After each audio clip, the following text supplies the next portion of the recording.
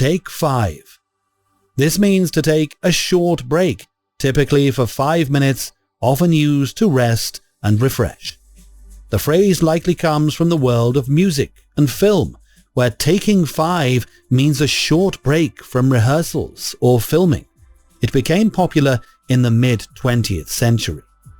It is most commonly used in American English to suggest a brief rest period.